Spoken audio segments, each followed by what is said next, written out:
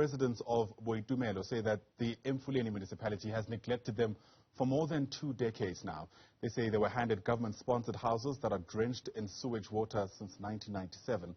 The municipality says it's aware of the problem and that about 70 families have so far been relocated. However, the locals are denying this, saying that fewer than 30 homes have been moved and the relocation process only started in 2019.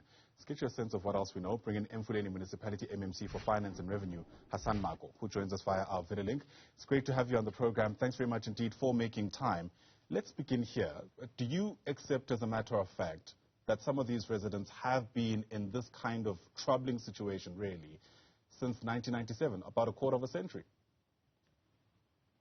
Yes, good morning to you and your listeners at home, and thank you for having me on your show. Boitumelo was established in 1997, and yes, it's true. You'd remember that the housing projects are done by the Department of Cooperative Governance in the province. We have been aware of the kind of situation our people find ourselves in, and there has been some developments that we would have undertaken moving forward.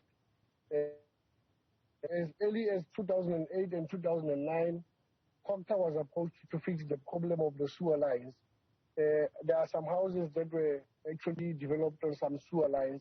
Unfortunately, the community of Boitumelo stopped that particular project.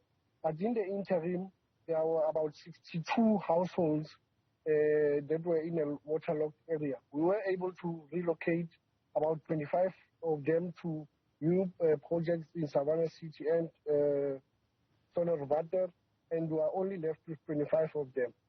What is important for us as a municipality is continuous stakeholder engagement, and we will be going into Boitumelo to engage our communities, especially the 25 that are still in a waterlogged area. But why is the challenge is that we've also... Go ahead. You may go ahead, Ayana. Why is there still engagement taking place for an issue that you acknowledge has been around for 25 years? I mean, we're hearing of shifting roofs, cracked walls, drenched floors, mold starting to develop on furniture. I don't understand how any family can live in that situation, let alone raise young kids because of the health hazard that emerges from this.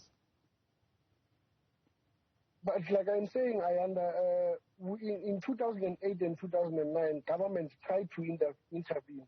However, the residents of Boitumelo did not want the project to continue. Why? And some of the residents that were relocated did not express the desire to be relocated. And unfortunately, it's a continuous engagement. We're still continuously trying to pursue them to accept moving out and be reallocated to a new project. What objections are they raising about... sorry to interrupt you there. What objections are they raising about the place where you want to relocate them? Because I'm sure there's a reason for their refusal, right? Some of them would have been comfortable in the place that they find themselves in as we speak. And for example, you would find that some will have moved to Savannah, which is about 22, 26 kilometers away from where they are currently, which would therefore displace them away from their families. Unfortunately, these are the available projects as we speak, and we're sitting at a 100,000 backlog of people that also need to be housed as we speak. MMC. This was the only intervention that we would come with as government. Do you honestly expect us to believe that some families would rather prefer staying in sewer-drenched houses than be moved?